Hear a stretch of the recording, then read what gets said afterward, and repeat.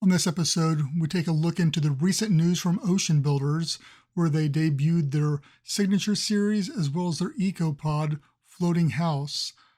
We also have a nice discussion with the viewers and fans about building an underwater habitat and what all that entails. Welcome to Colonize the Ocean podcast, where we discuss oceanic colonization, exploration, and education with your hosts Adam Jewell and Brendan Traxler.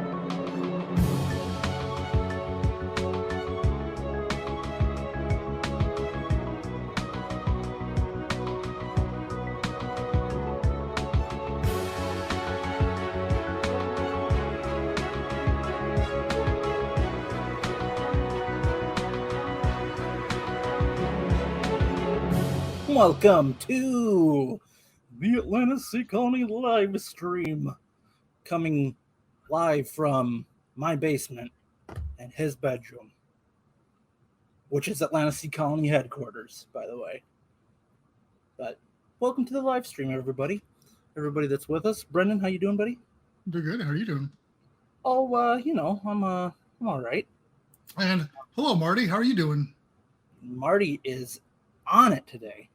Yes. So, what have you been up to? Since Thursday when you were on here,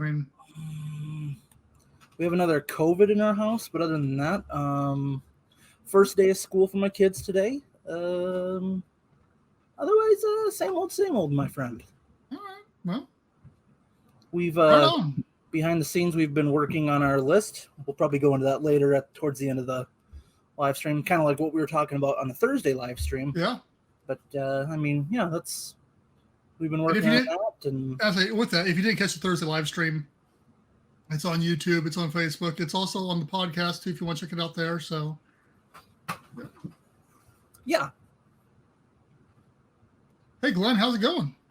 Glenn, we haven't seen you in a while, my friend. I know, man. Where you been? So, today's topic, engineering. We got a couple. There's something else I want to cover first, though, before we get into that. Yeah. Little housekeeping is what you're saying?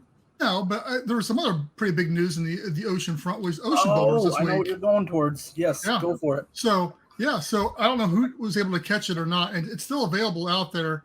But Ocean Builders Monday morning showed off all the information about their sea pods, and let me go ahead and bring it up here so you guys can see what's going on, because it was super cool.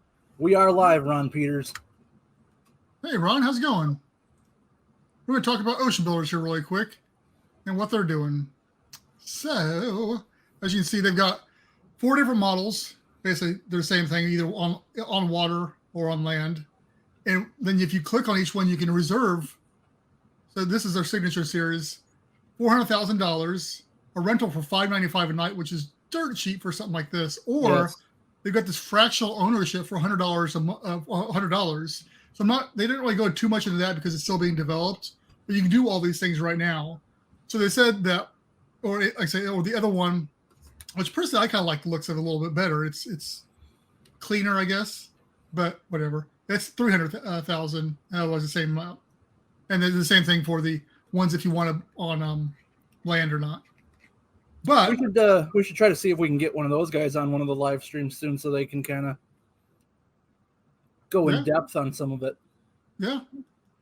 So anyway, but they said that if you haven't watched it, I'll recap real quick. They said they're only going to be selling them and putting them in Panama until 2024.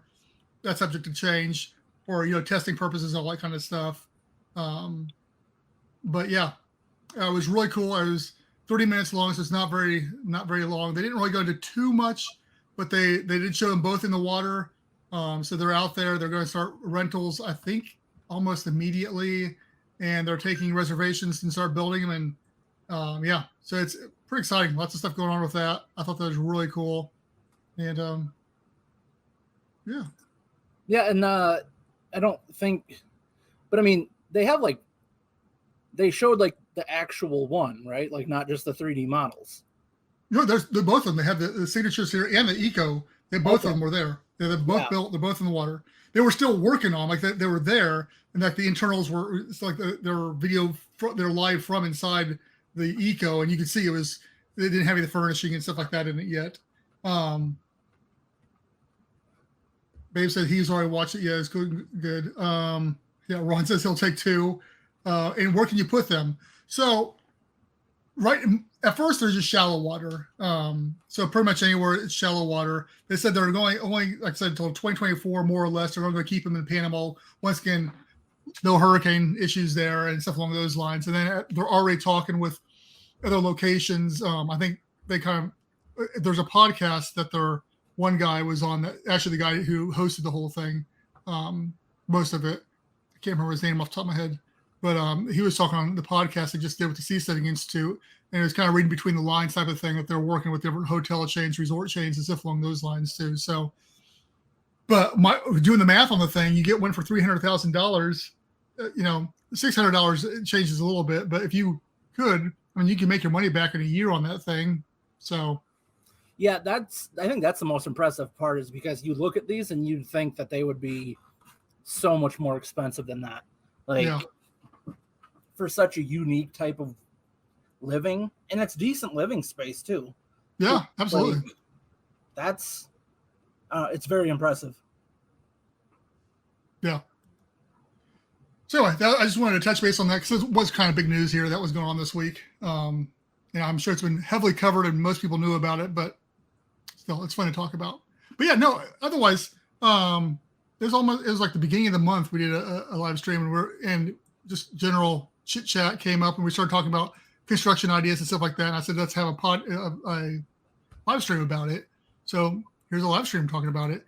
Now there's several areas I wanted to break down, but it was the external construction, the depth rating and how that changes your construction aspects, the basic design aesthetics, externally and internally, how you're going to get to it, and then the other stuff that doesn't usually get talked about too much when talking about it, but all the topside support that's required and not required to do that. So I think this is going to be a very interactive episode tonight. So we've got a lot of people in here, a lot of knowledgeable people in here too. So let's get to it. So starting off, starting into in the past, almost all the habitats have been made straight from steel. They're all cylinder tubes for the most part, except for, Cousteau, he had a little bit different there. Before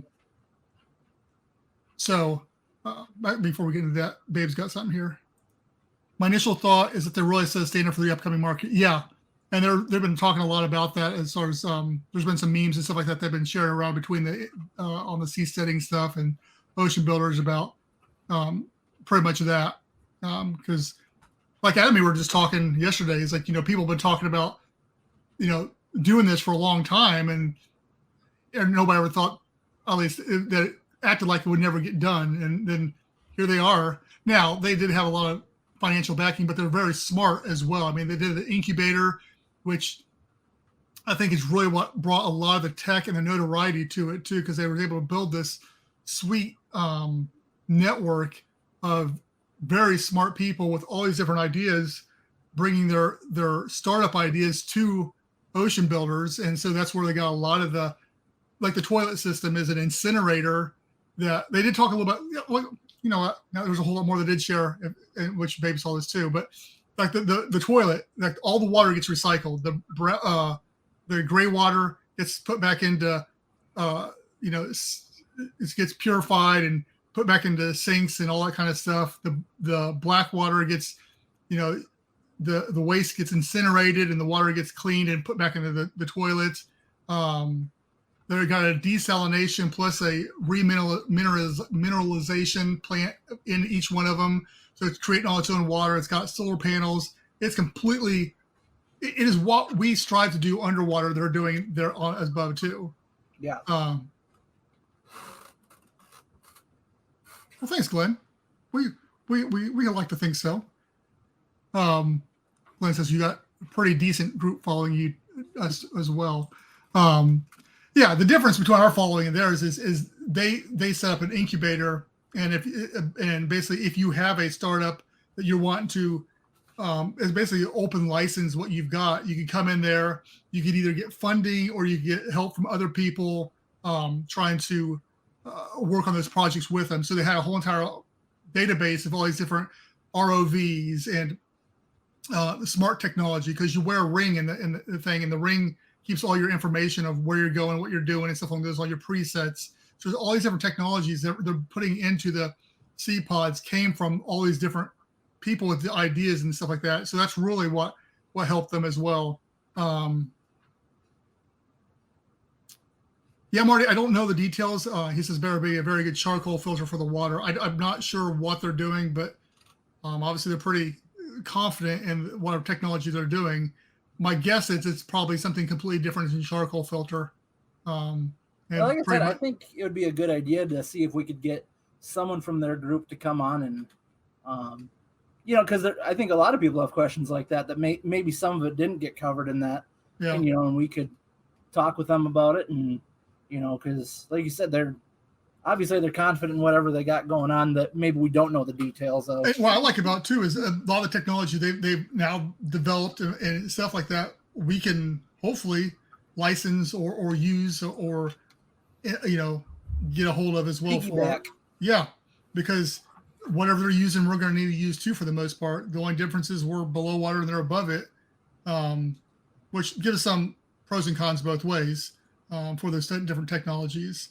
But yeah, it's very exciting. I'm very curious to see over the next year or so how this grows, because they're already talking about down the road what else they're wanting to do, so yeah. But yeah, I agree. I think right now they're going to be probably swamped with all different news, because CNN reported on them.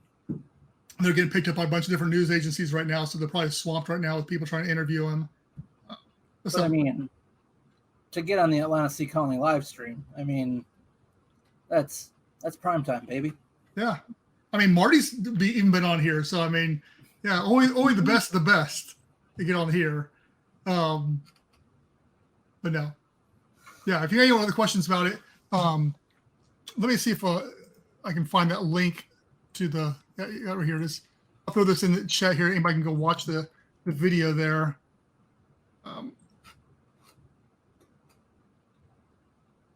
Yeah, you can go watch that video, and it answers pretty much everything I know at this point in time. So,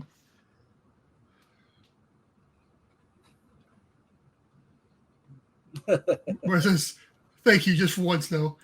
So yeah, back to, unless people have more questions, we can always dive back into the ocean builders thing. But so talking about design of an underwater habitat and where we stand with the whole thing too.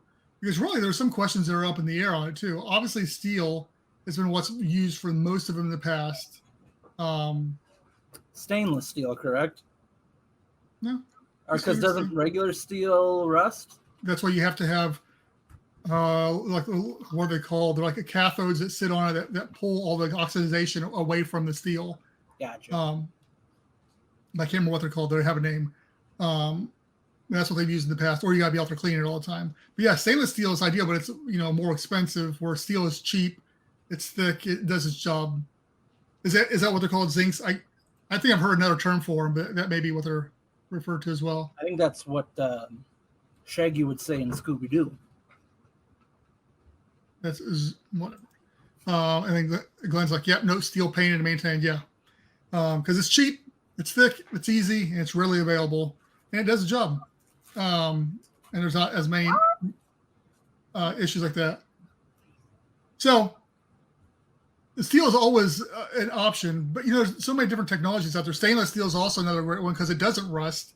You have to worry about the weld areas and stuff along those lines. You keep that clean, you're pretty good on it as well. Concrete is one that keeps on coming up over and over again. And it has. Yeah, I personally like the concept of concrete. So this is something I have talked to people for 20 years on concrete, and I just can't get behind it. And until somebody shows me really good evidence on why concrete is good, I just have a hard time jumping in the whole concrete bandwagon. Your difference, and sorry to cut you off. Was it zinc anodes? Yes, that's what is the anode aspect. Yeah, that's it. Thank you, Ron. To me, your being able to, when it comes to like forming your design, you're going to have a lot more luck with concrete, and it's going to be a lot cheaper than steel is, because steel, especially when you start needing a certain level of thickness and the amount that you need, and then the fabrication of it, like having to do all the bending, the drilling, and whatever it might be, all the little things you're going to have to do to it, that's going to be a lot more expensive. However, I do think when it comes to like toughness, it's going to be better. I mean, don't get me wrong, concrete is a super strong substance anyways, but I mean, but you'd have to have something pretty significant hit something concrete to damage it. But the downfall is if something were to damage it, I mean, it cracks it open really, and it kind of like crumbles it in a sense. Whereas like if you had like a steel structure, it's gonna like hit it and it's probably gonna put a big dent in it or something like that. But like I said, you'd also need something super significant to do either one of those things. Yeah. And so we got a bunch of stuff in here about that. Ron saying, done correctly, concrete strengthens over time. Yeah. And I guess hold on, let me mute myself here.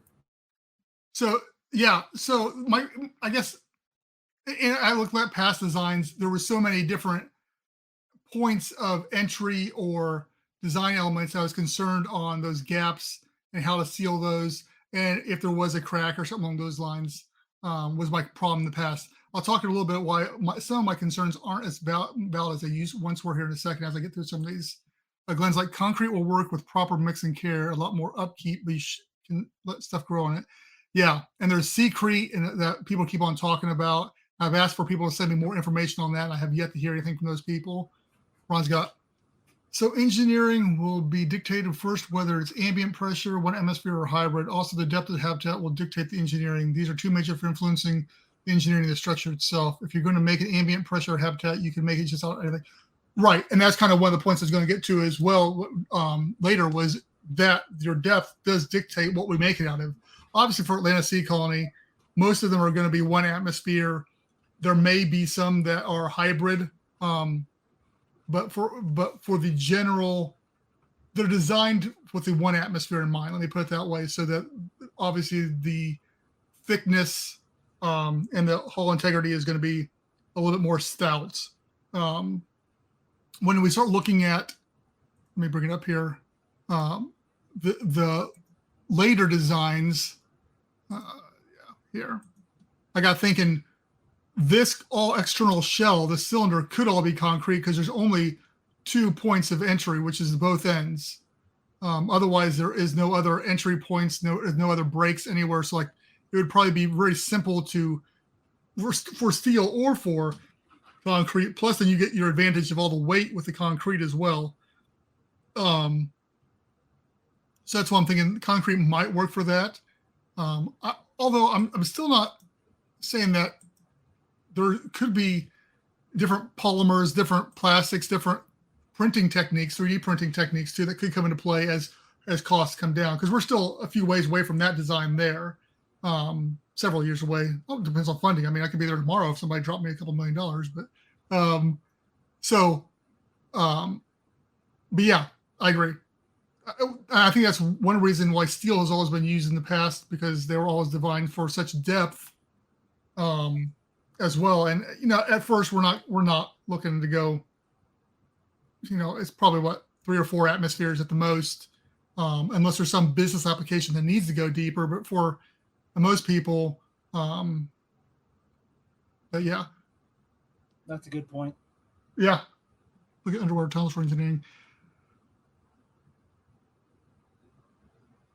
And Glenn's got what?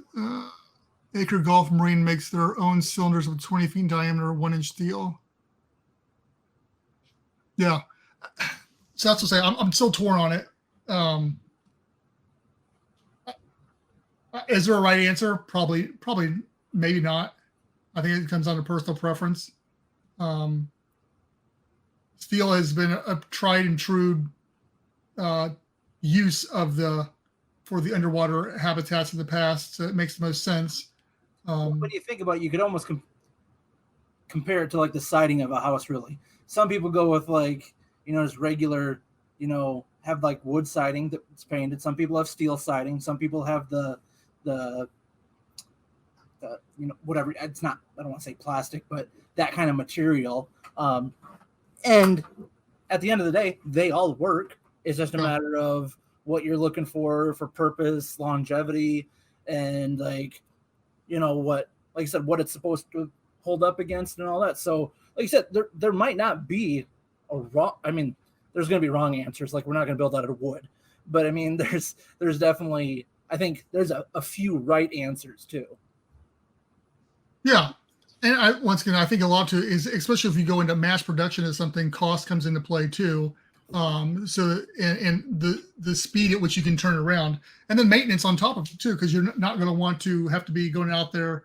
If something can last 6 months without being touched versus 1 month, you're going to want to do that too. So in that aspect, maybe concrete becomes the better option. Yeah, Glenn's saying too. Yeah, cost factor will probably be a primary consideration. Adam's correct. Many materials will work. Just how much you want to spend. I'll take a screenshot of that. I don't get told that very often. Yeah, and I guess wood could work if you put lots of water seal on it. Even then. Yeah, but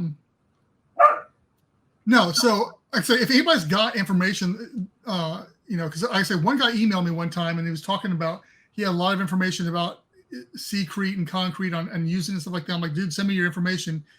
He never did get back with me. So I've read several different articles over the years on it. Yeah. Shoot me some information. I'd be glad to read it over. Envisioned, and I think I've talked to you about it before, is like that being able to, with concrete, I feel like you'd have a lot more repeatability and manufacturability out of it. Like if you had like certain molds and depending on how you had your workspace set up, that I think it would be like when it comes to manufacturing it, quicker, more repeatable with less processes in it when it comes to like if we're going to consistently keep building them. Yeah. I don't know. Like I say, you can say the same thing for steel too, because I mean and that same thing with 3D printing. If 3D printing drops in price and it's you're able to do something out of whatever, what's the cheapest way of going? Mm-hmm. And still maintaining the safety element too. That's gonna be the big thing. You can't cut costs and make it flimsy. So yeah, and that's kind of where I'm at right now, is steel and acrylic for everything as well. So once again, for the pure reason that it's tried and true, we know it works, we know how it works, we know how well it works. So I think that especially from a requirement of getting it, registered or anything like that, it's probably going to be easier to do as well. Less R&D on it as well. So. And we covered kind of the depth rating on it too.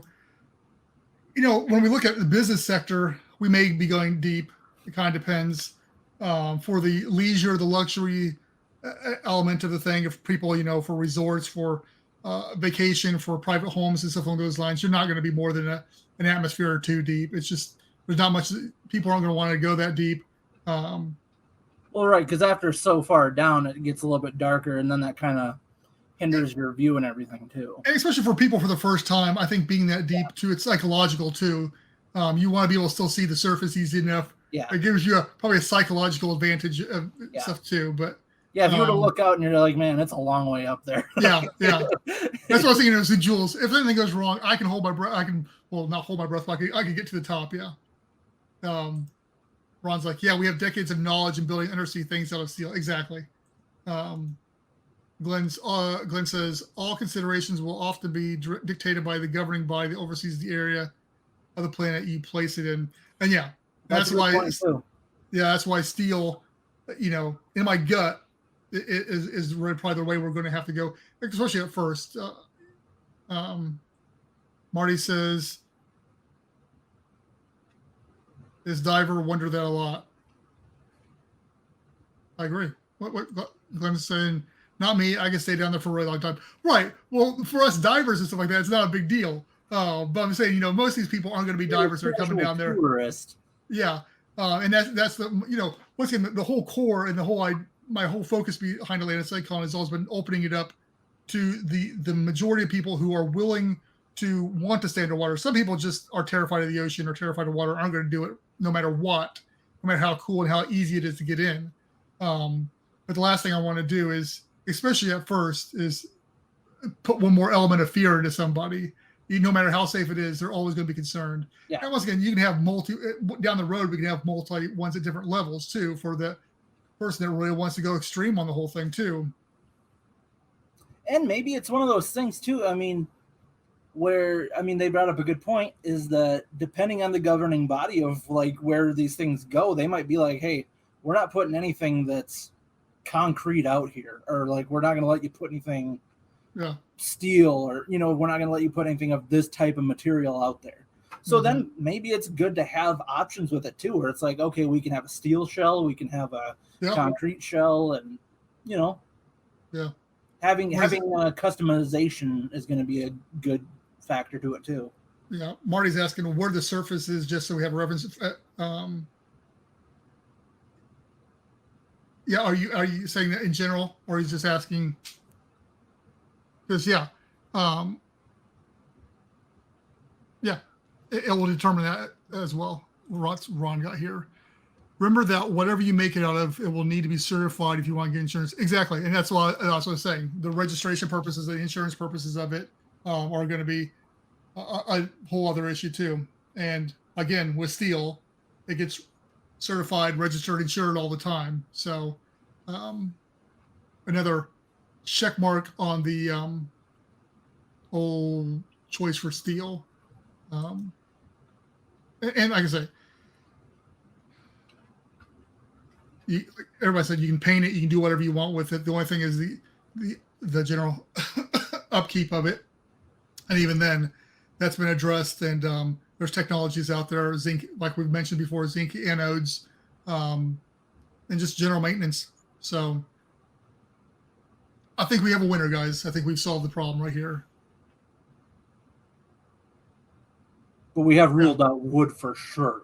Yeah, and cardboard, and roomy for those who are not. So Marty's talking about the where the distance is and big and roomy.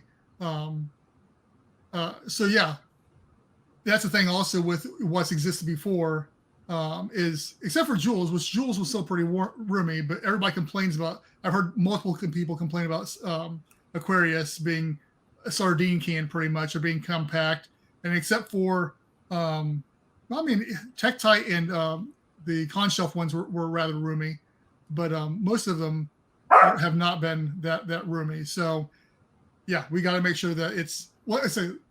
The final version, obviously the prototype is going to be a little rougher, but the final version has got to be non-claustrophobic and has to be what people are used to on a day-in-day basis. Yeah.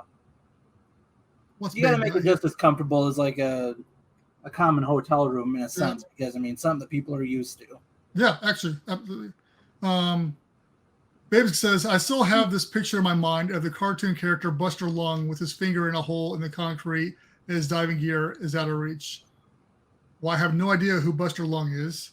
And you're not that much older than me, babe, so I don't know what you've been watching. But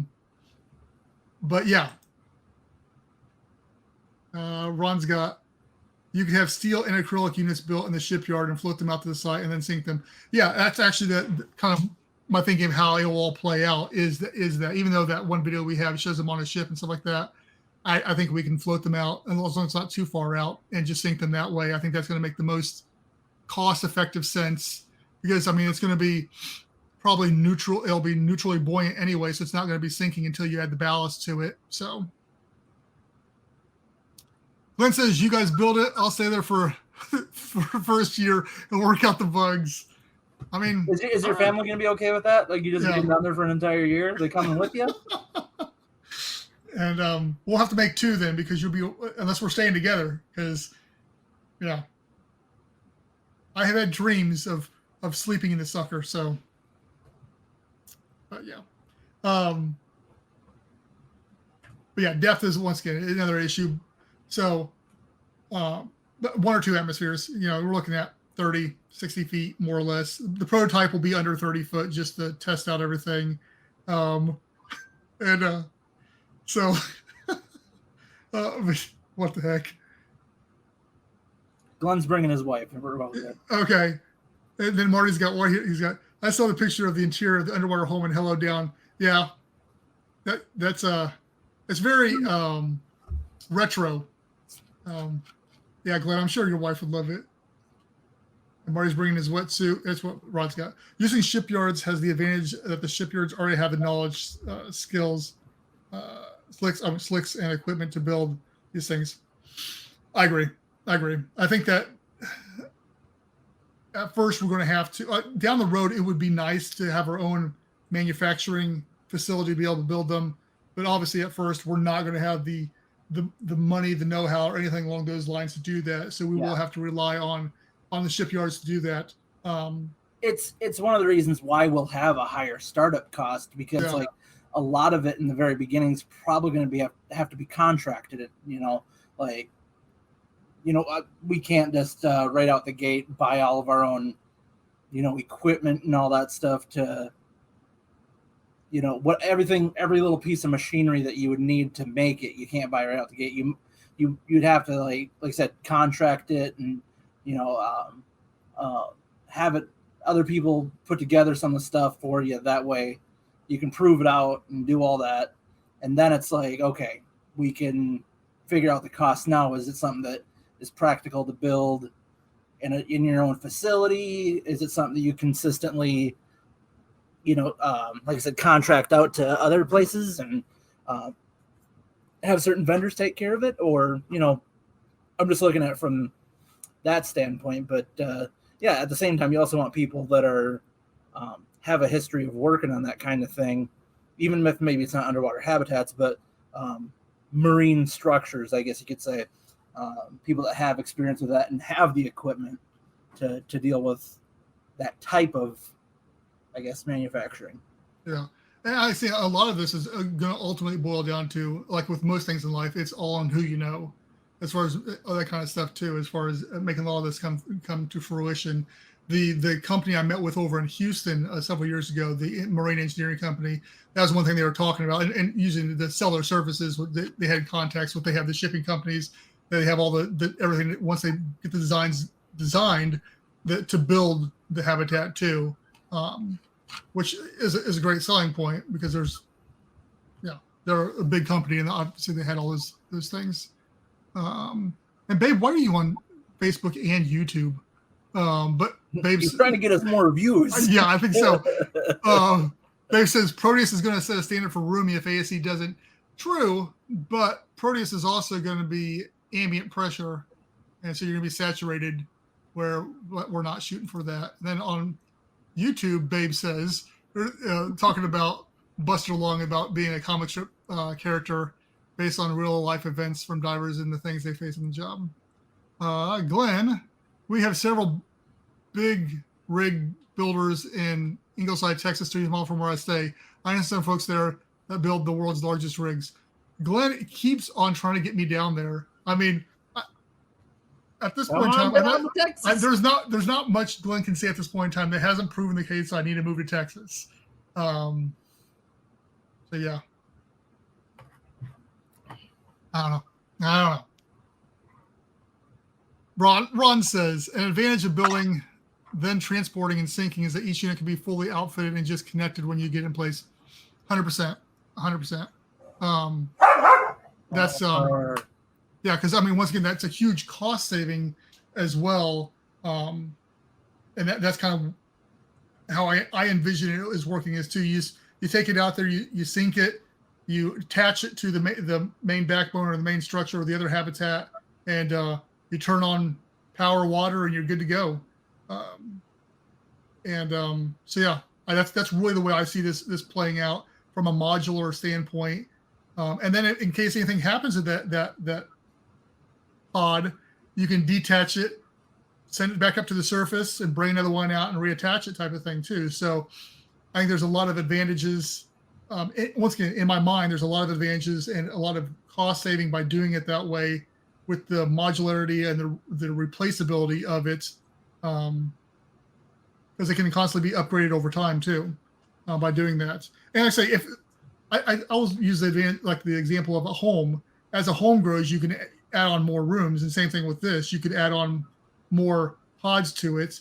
I think I said before, in my mind, the initial one has got a backbone. It's got one pod for living, probably another pod for like sleeping, and then one pod for all your, HVAC, energy generation, storage, all that kind of stuff in a third one.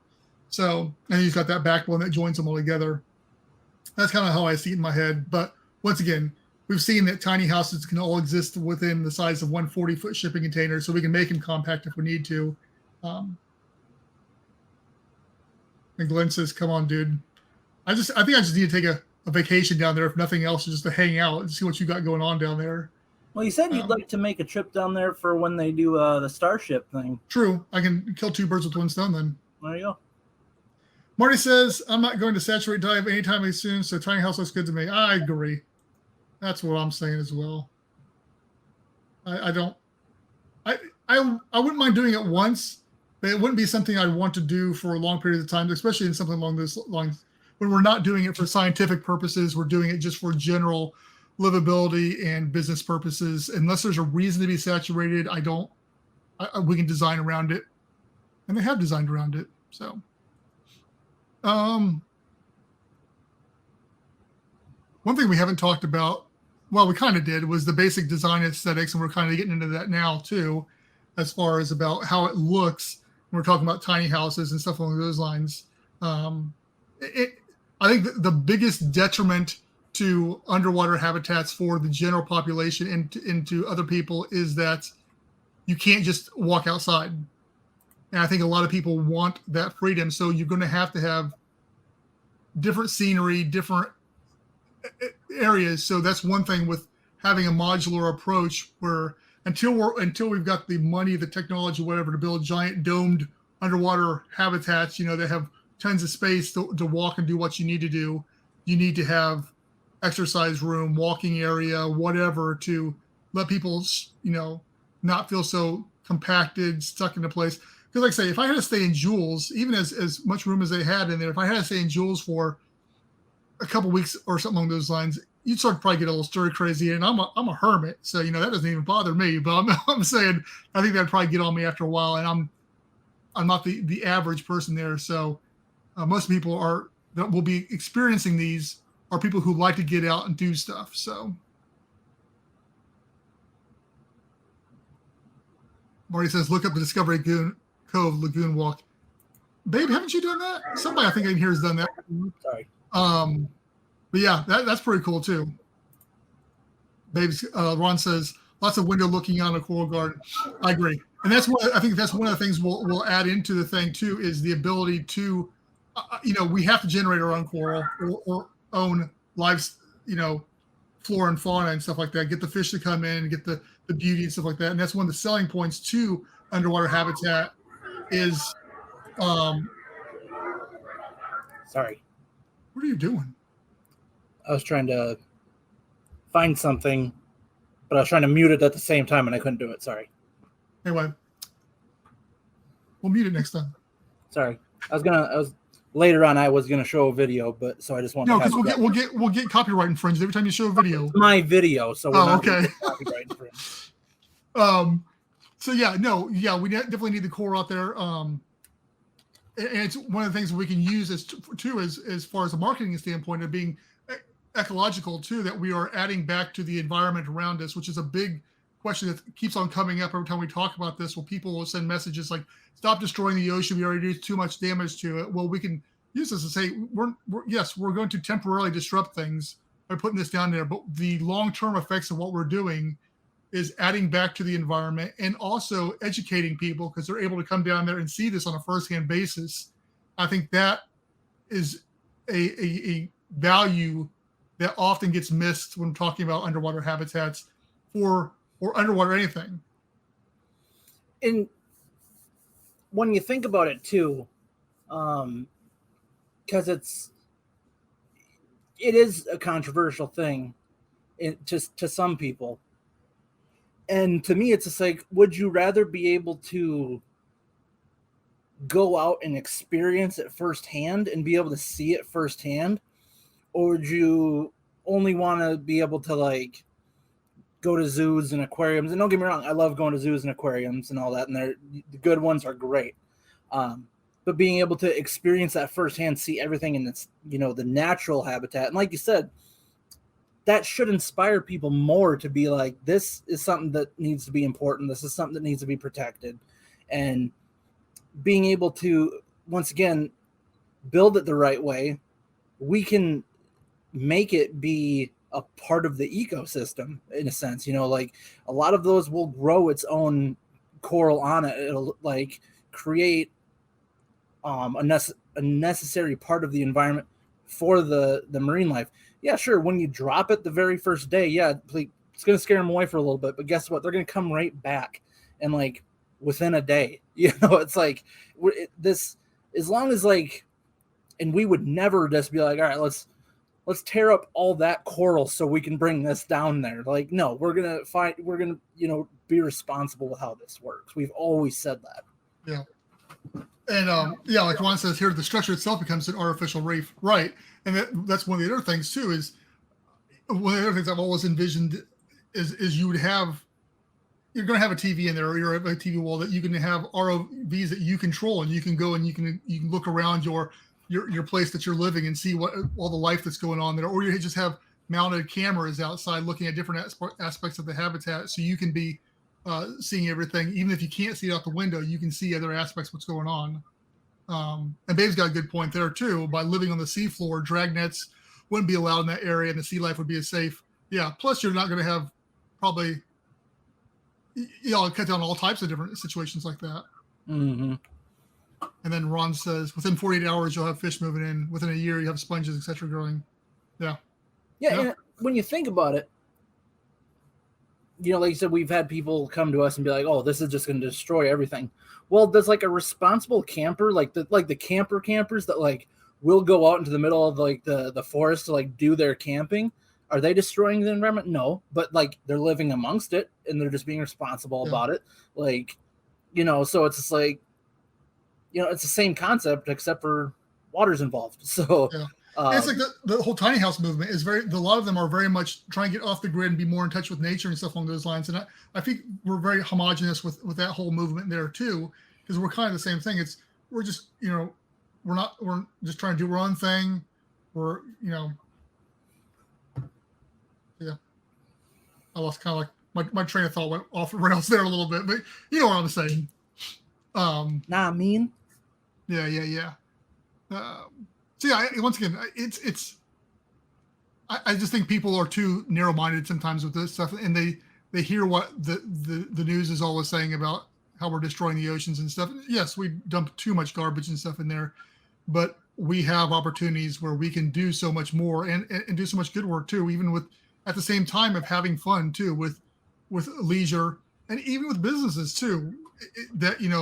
That is a core of Atlantis Sea Colony that we're not going to clear cut the oceans per se as we would do here on land, and we have to be ecologically mindful moving forward. And not to make it a political thing, so I'm going to choose my words carefully, but it's not us that is causing the most damage. There's certain countries that are doing a lot worse damage. Like us here in the States and like Central America, we can do better. But when you think of like the majority of that pollution, it is not like the vast majority does not come from North America, Central America. It's coming from other places that have zero regard to it. And it's like, that needs to be accounted for too, but we don't want people thinking like it's us that's destroying it when it's like we have a whole other situation that's got to be dealt with too. Right. Yeah, Glenn's got a good point here. He says, don't let anyone talk y'all y'all are being in the lead for the future of Water Planet. Naysayers will always whine and cry how bad you're doing and something against what they think. If everyone stopped this journey due to what we wouldn't be where we're today with the knowledge and responsible advancements. Well, that just reminds me of like what you and I were talking about last night, how there was a bunch of people that were upset about Jeff Bezos and Elon Musk, like that they're spending money on space like exploration, and people complain about it. It's like I'm glad we don't know anybody like that. Huh? I'm glad we don't know anybody like that. Yeah, I know one. but it's the same thing. Like people will always find something that they don't, or that they think that you could put your. Oh, people always have a better idea for your time and your money and your resources. Yeah. And it's one of the things that if you don't like it, don't put your money for it. Yeah. You know, I have literally had people laugh in my face over this idea for years. And Adam has been there through some of my depression periods of this whole thing too. And just be real with you guys.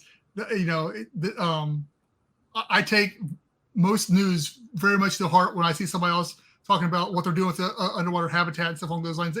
I take it personally that we're failing, we're falling behind, stuff along those lines. And it puts me in a funk almost every time. So I try not to watch news, but at the same time, I want to be on the cusp of what's going on out there in this, because I'm so passionate about wanting to build underwater habitats.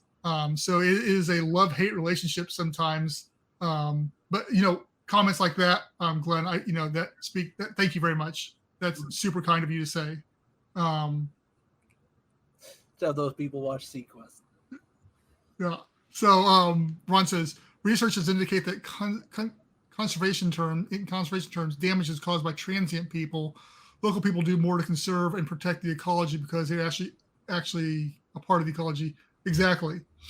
And I said that's why I think that once we start getting more habitats in the water, people are going to want to take care of what they're seeing day in and day out.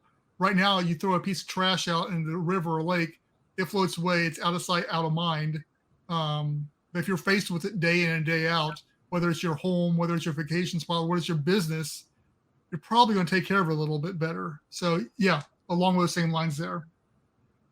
And Ron also says, we protect and conserve what we love and what we feel a part of, kind of what I was just saying, too. Marty's saying, why does he just hear the cartoon Sea Lab 2020 theme in his head and just have those people watch Sequest? Yeah. We still need to do a Sequest watch party. Ron says, you're not failing. People have wanted to fly for thousands of years. They finally last century. Yeah. Thank you. And that's one of the things too, is I tell myself that, you know, when I was really pushing hard for this in the early 2000s, I'm glad I didn't find an investor. I'm glad that I didn't have the knowledge and reach that I have now, because my designs back then were horrendous.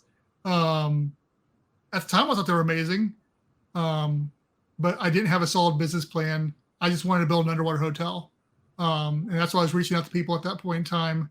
And over the past 20 years of just talking and networking with people and putting my, you know, getting in, you know, one of my, I don't know if people know, one of my past jobs was I was in IT, and I helped start up an IT business and then helped run it for 15 years. That business knowledge that came from that has helped fine tune some of the business goals of what we're doing and stuff along those lines too. So it's just growth as a person and growth of technology and knowledge has put Atlantis Sea Colony into the best spot I think it's ever been, with a solid business plan, solid designs, and a focus on what we need to do going forward. So thank you very much, Ron.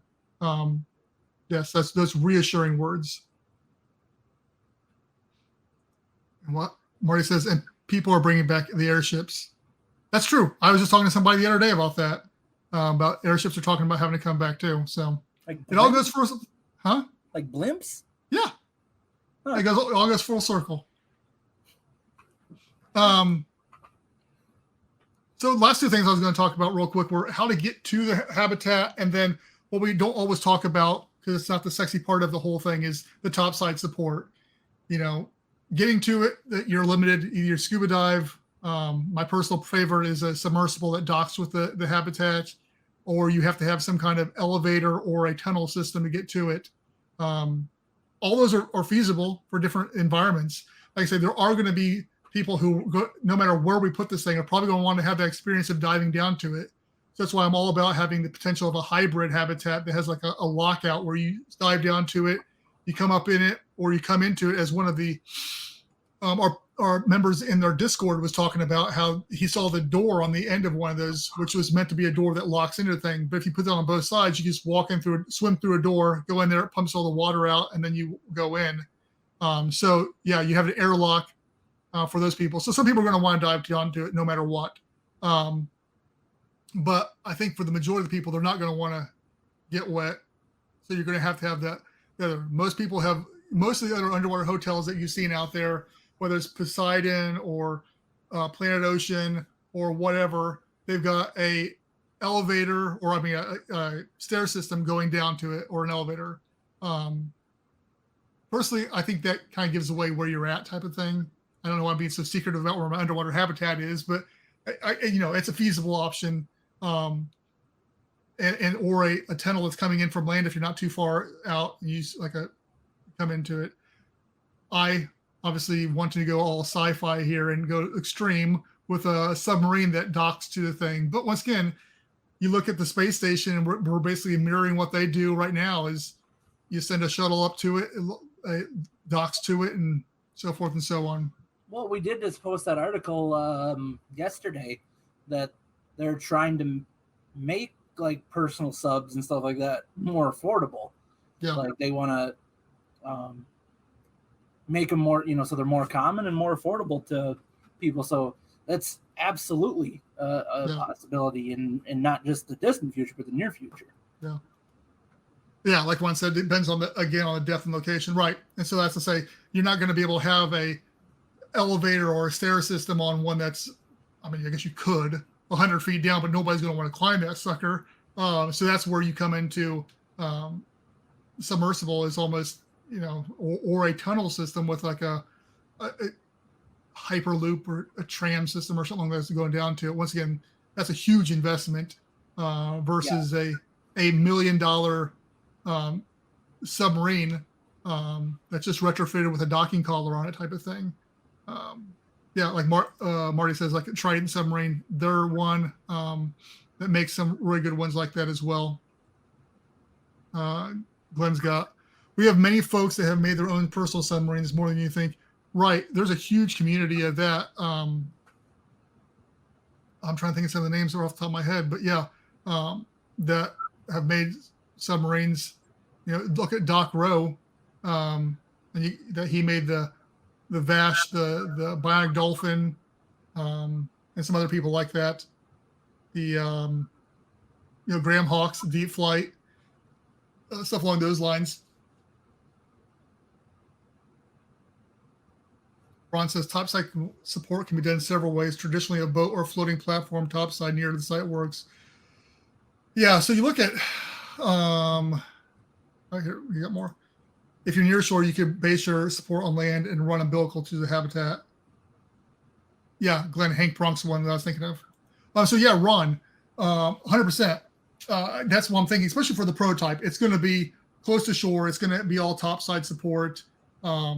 So I'm not too concerned about that one. You'll just have umbilicals running down to it, similar to how Jules does theirs. Ron's got another option is to use an old oil or gas platform set up near the site and use it for. I've heard that suggested a lot, to even just build off of the thing too, your habitat off of one of the legs or something along those lines too. So yeah, and then it's Aquarius that has like a buoy sitting up topside that has a generator and everything on it for communication and power and stuff along those lines. Ideally, obviously down the road, once again, we're talking down the road, is it generates its own everything. The only thing you'd have to worry about is your communication to the outside world. Which they're improving on too, right? Which they are. I've talked to a couple different companies about that, the different technologies out there and how that works. So worst case scenario, you run a buoy up to a Starlink terminals floating on the surface type of thing. I think 90% of the time, I'm willing to bet that like for like commercial use and like recreational use, like say they're like at a resort or something like that, more than likely they're going to just hard line it to the surface. They're probably just going to like run a cable along the bottom to the mainland, because they're not going to put it terribly far away because they still want it close to like their property, obviously. But I mean, you know, you look at like say like your data center options, your you know, research options where maybe you are going to be a little more isolated, a little bit further out, then yeah, probably your buoy option would probably be your best bet. But like you said, it would be awesome that further down the road that you have everything that you need right down there. Like you can do, you know, harness like the current, you know, to generate your power or whatever it may be, and then be completely self-sustained. Yeah. Ron was saying here, my personal favorite is the build in an atoll lagoon and base support on their shore and run umbilicals. So yeah, one of my weird hobbies is I'm always shopping for private islands. I randomly like go check out what a private island's running for, because I'm like, that's the thing. You buy a private island and just base all your operations off that, and just then you own everything. It's all good and you're good to go. So yeah, very similar. That is ideal, because especially with an atoll and stuff like this, you've got a controlled environment and a beautiful environment too. So if you know where one's available, I will be contacting them now, but I will. Babe says, I like the idea of a retractable floating support platform, and that might be practical, but I think it could work as a backup system, and if not full time. And Marty's comment here about the Starlink and or cell tower support. So one thing we didn't talk about is our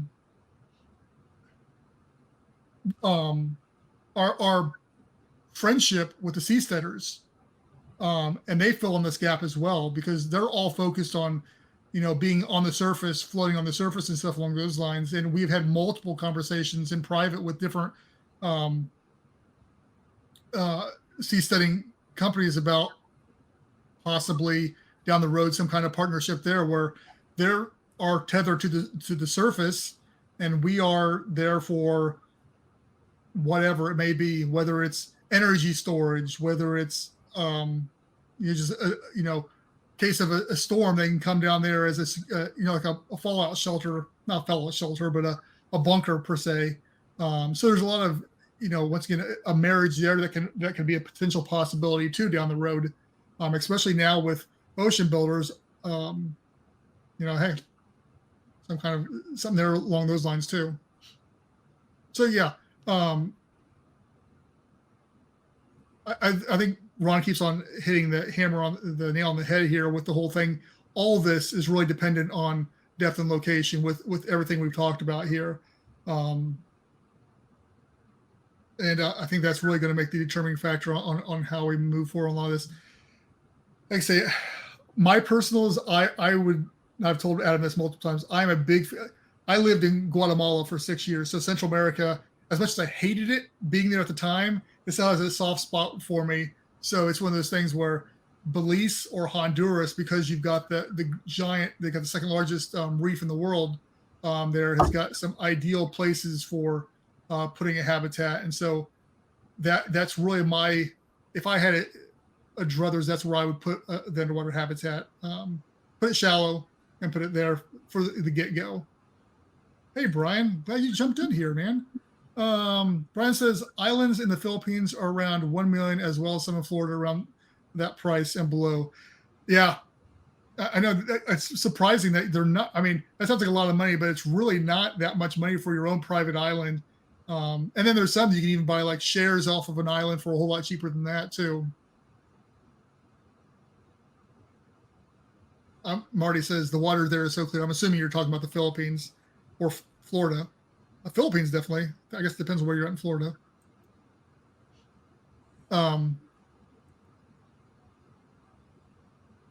Yeah.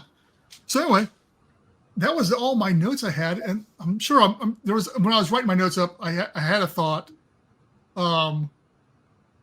I forgot to write it down, so I forgot what it is now too. Yeah, Mexico as well. Marty says is clear. Yeah, depending on where you're at in Mexico too. Whether it be Cozumel or something along those lines, getting right with those resorts and stuff along those lines too. What was one we've been talking about? Bonaire. Yeah, Bonaire, which is down off of Venezuela. Yeah. We've been looking at stuff around that area, and yeah, they have a lot. Based off the pictures, it's very pretty. Mm-hmm. Yeah. Well, once again, and that's why Ocean Builders is down there off of Panama too, because of lack of hurricanes, which is another concern when building underwater habitats. Is we have to dig deep enough to not make that a concern, or be in an area where hurricanes are not that active. So definitely not being sure you're anchored very well, and yeah.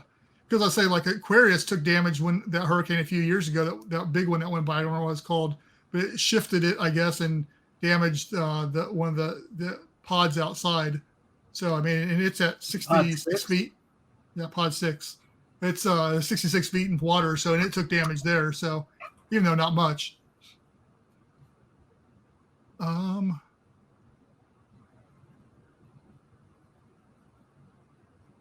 Marty says, and make wave and current breaking reefs. Yeah. Ron's got, you would want some place that's politically stable, amicable to doing that sort of thing. Yeah, that's my only concern with Bonaire, because it's so close to Venezuela and their government isn't the most stable. And that's why I'm really surprised, that Fabian's looking at Curacao, yeah, I think that's how you say it, which is right there too. And right off the coast of Venezuela. But once again, it's got beautiful water there, so that's a big thing.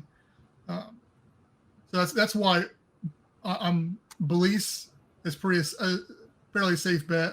Honduras, they're doing a lot of good work down there too. So that's why those governments are pretty stable for the most part. Mexico, I don't have a real big love of Mexico for any real reason, but from a business standpoint, I'll put my years of bias, I have to drive through that country aside. Well, like I mentioned on the last live stream, it's like a lot of these Central American countries, a huge chunk of their economy is tourism. So like they're gonna want to welcome something like that. I mean, that's why, on our list that we're working on, we have we're trying to work on contacts with like departments of tourism in different countries, because that's going to be a key factor in a lot of things. Yeah. And like Ron says, the Mexican drug cartels, they run the country. Might be a good way to make some money for the ASC is to be. That's it. That's it. Cocaine smugglers. Smuggling them. Yeah. I don't think apparently so. They've already been trying to do submarines. I don't know if you guys saw that a few months ago. They've done multiple ones, yeah. Yeah, they built their own submarines to try to smuggle this stuff. Yep. You got to give them credit for being innovative, I guess. Yes. They got the money to do that. Pablo Escobar's in one of the Atlantic Sea colony habitats. Absolutely not. Had he been alive. He's dead, right? ASC Stash House. Yeah, that's our marketing ploy right there. Yeah, Ron's loving that too. Hey, you got something you don't want the ATF to find? Atlantic Sea colonies. Yeah, however, you could have giant, hot houses down there, since it is legal in most places, and grow a bunch of pods full of marijuana down there. Or any other kind of plant, Brendan. God. I'm saying from a financial standpoint, you can resell that for a higher value. They can't, like carrots. That's true. Marty says, with my background, the cartels might have a long talk with me.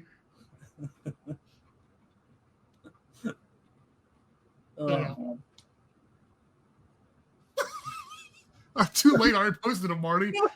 Don't say something live if you don't want me to post it. If we don't hear from Marty in a while, it's our own fault, I guess. All right, guys. Well, hey, we'll stick around here for a few minutes, but people will have other stuff they want to talk about. If anybody has any other questions, for those of you that don't have me on Facebook, I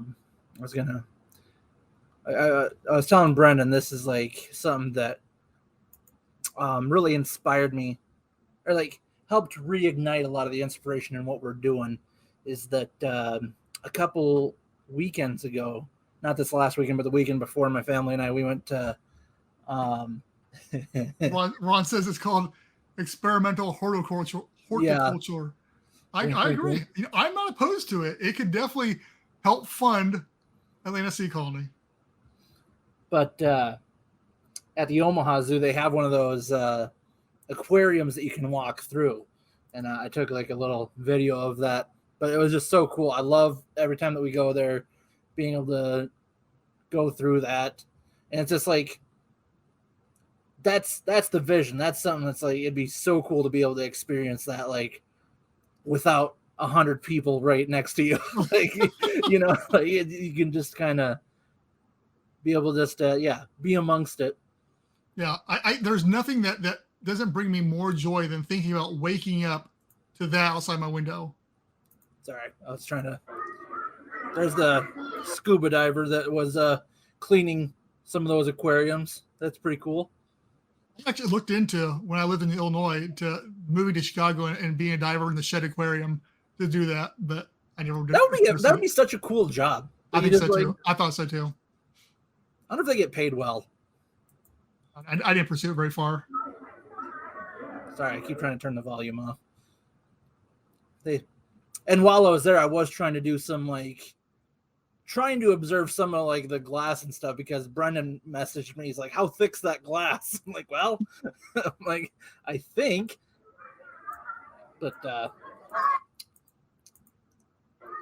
guess that's all I thought I had another one. Oh well. Anyways, yeah, fun time. Like I said, it's cool to be able to I don't know, be able to that's all I could think about while I was there. I'm just like, man, this is the goal, is to be able to do this. Ron's got it. Our brand would call it Davy Jones Locker. Now I can't use that because you came up with that thing. But what about Mary Jane's Locker? Oh yeah. Yeah, our idea is better, Brendan. Glenn says that most of the divers in aquariums are volunteers. I did not know that. That's probably why I didn't. Really?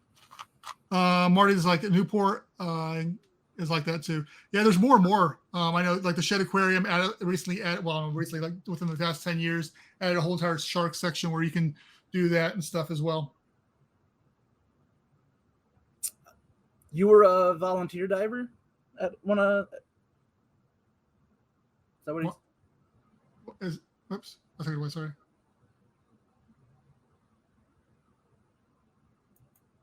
Right. Sorry. yeah. So first, Marty, you said you were a volunteer diver. Is that what you're saying? And then Ron, you can build from acrylic. Check with someone who builds designs. So yeah, I've been trying to get a hold. Actually, I've been trying to get a hold of one of those aquarium companies. Somebody did hit me up on LinkedIn, and they do acrylic for Triton submarines, I think it was. I need to look back. He shot me an email. We talked for a little bit. So yeah, that's something I should maybe look into a little bit more. And Marty was Disney's at the Living Seas. He corrected at the Living Seas. Yeah. Huh. It was something that when were you there? What years were you there? And it's one of those things I got to thinking is maybe next year, because I like to go to that zoo every year, take my family there. Maybe if I got a hold of them ahead of time, be like, hey, is there a way that I could get, observe some of your stuff, maybe behind the scenes a little bit, and this is what we're trying to do, and I don't know, maybe get some inside info on how they built it or who they had helped build it, and because all that would be helpful. Yeah, maybe I will. That's a good idea. Because one thing I had thought too was if it was cheap, once again it depends on the cost and stuff like that, was to make an acrylic box pretty much, and then cover the acrylic with the areas you want covered up, like the bathroom and stuff along those lines, externally. So it's almost all window, and you just cover up the areas that you don't want being seen from the outside too. Oh, you don't protect have to have it. A bathroom. You don't have to water. Nobody's going to care. Except for the scuba diver, it's yeah. Marty says after the Navy hitch, I was lockout chamber, demo, and fish feeder. Huh? Very cool. I wonder if the reason maybe they volunteer is because I got to assume that probably counts as a dive, and True. So maybe they're just like, oh, this is a I good was way to there in rack up hours. '88. I think it was when I was there. Were you there? I was only like 30. 10. It was not 30 and 88. So yeah. Stupid.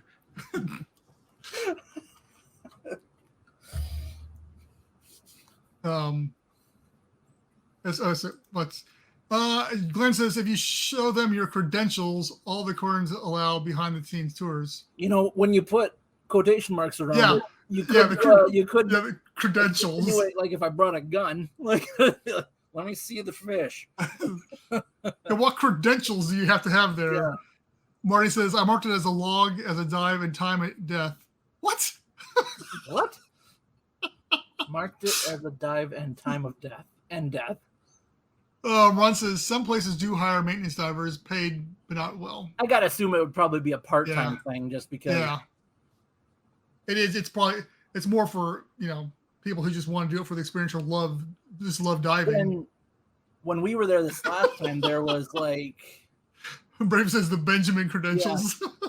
When we were there the last time, there was like 3 scuba divers that were coming out of the penguin exhibit, which was crazy because I mean they have like a big section, in the front there. Well, hold on, I mean I still have the video pulled up here, but like, yeah, this penguin exhibit right here. Oh crap! Hold on, try. Oh, sorry, I guess I don't have it. But anyways, like you see, all this water it's a big area. But yeah, like when we were there, like over towards the left, there was like 3 scuba divers that were coming out as we got to the exhibit. So I don't know. I mean, I don't know why they need a team of people there, but even that would be cool, just being able to be surrounded by a bunch of penguins and stuff. Yeah. Glenn says your info on Atlanta Sea Colony, your resume to visit sort of thing. Yeah. Do you know who I am? Do you know who you're talking to? Rod says somebody has to clean up the poop. Yeah. That's a lot of penguins you saw in the picture. That's a lot of penguins that they have in there. It's probably a constant job. Because if you didn't think how disgusting that place would be. Yeah. You don't have a real environment. I think it would be fun because I think I'd be more amused by just being surrounded by the penguins and stuff, even though I'm cleaning up poop. Like, I mean, it's different than your dogs, like when you're outside cleaning up poop after your dogs are still like just doing stupid stuff, but it's like penguins though, and like other like, if you like had sea turtles swimming around you, that would be cool. Maybe you missed your calling in life, Adam. Professional marine poop cleaner. And Glenn says, and penguin poop is nasty. I'm sure it is. Yeah, it's bird poop. Yeah. And they're big birds. Yeah, they are. Yeah, I could only imagine what it actually smells like on the other side of that glass. I don't want to have my gear on at all time. Maybe that's why. Maybe a couple of them weren't actually diving. Maybe they just had the stuff on. Yeah, this is smell. Yeah. Well, guys, I think we're winding it down here. Thank you, man. It's been a good night. It's really lots of questions. Really good interaction. Thank you very much for all the questions and comments and knowledge too. Yeah, it has nothing to do with needing to breathe underwater. It's just in case you smell something funny. Yeah, Marty says that's why divers wear masks. But yeah, no, Ron, thank you very much for your input. You've been hot on the topic, and I very much appreciate all your input. Absolutely. You've got years more knowledge in this arena than I do, and I value your input. So thank you very much. Yeah, it's been a fun night. Brendan, you want to pull up the Discord link quick? Glenn's like, nice to see and hear from you guys again. Ron Peters is a great addition. I agree. Good to have you in here too, Glenn. It has been a while. I'll run through as we're kind of winding down here. We got Discord. A lot of cool stuff going on. Have a lot of discussion going on. Also, we kind of have maybe next time we'll get the link ready, but the the Seasteading Institute has their own Discord. Oh yeah.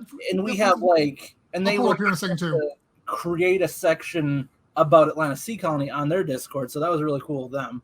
So they've always had one, but they got their own, but it was always owned by somebody else. Yeah, there's one that's on the topic of Bye, Ron. Thank you very much.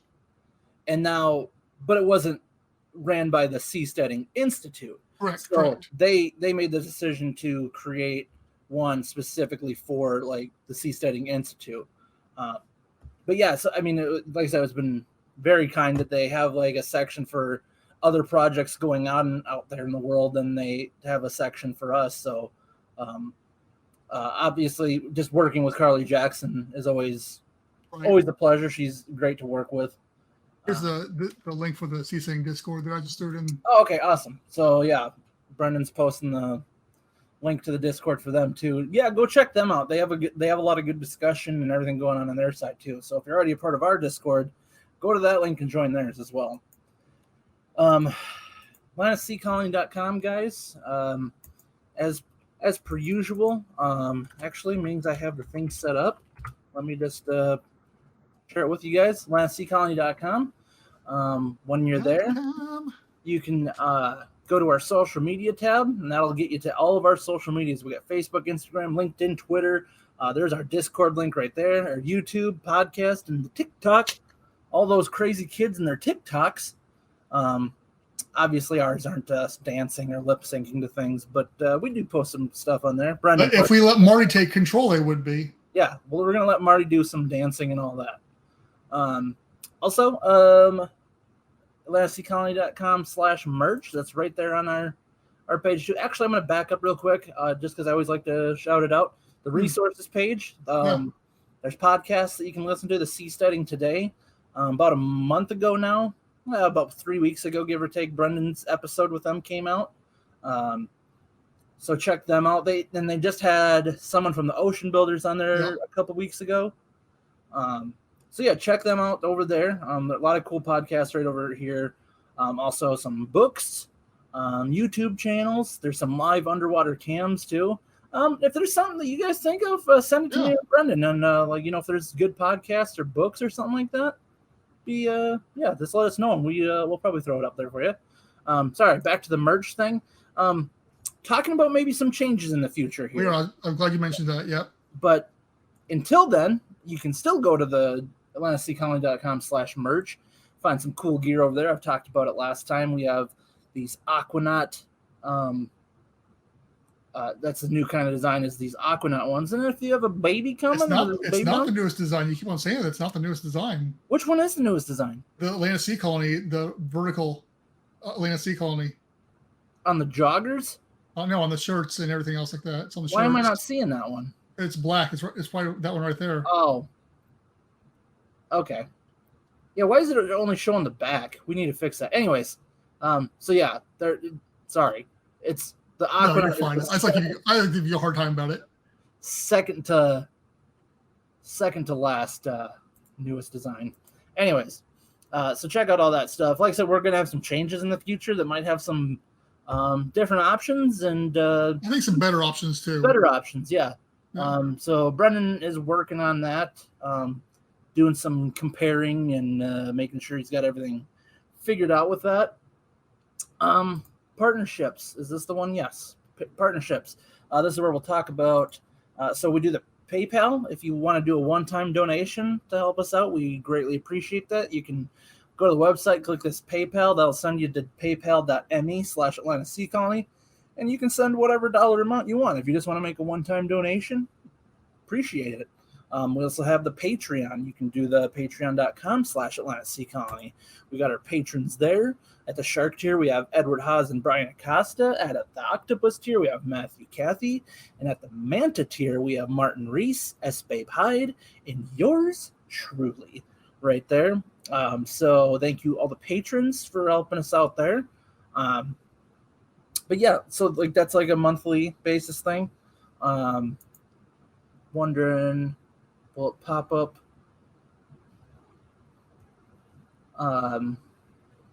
I never have the thing, but we have the 3 different tiers that you can But we have like special discussions and stuff on there, special live streams. And we probably need to have one this Saturday. Honestly, we're due for one. Yeah, we try to around this time, like what, the third, basically kind of like the third weekend of the month, we try to do like a Patreon exclusive live stream. So it's a good way to do that and be a part of that. Other than that, I don't have anything else to throw in there. Like we said, guys, check out the oceanbuilders.com website. Check out all the stuff they have going on. Brendan posted the link earlier to that video, their demo video that they have. Check out the Discords, both ours and the Seasteading Institute's. And yeah, I'm assuming we'll probably be back in another 2 weeks, right? Probably. Yeah, it seems to that's kind of our pace now. It's like every other week we do one. And then, like we said, we do the once a week Patreon only live stream. Once a month. What did I just say? Once a week. Sorry, once a month. Sorry, live stream there. So once again, guys, thanks for coming in. It was a fun night. We had a lot of good discussion. Had a lot of presentation. So makes me feel good when we get this many people in here and get this dialogue going. Yeah, having some solid discussion, having a good time. So until next time, thank you guys for joining. Stay safe and have fun.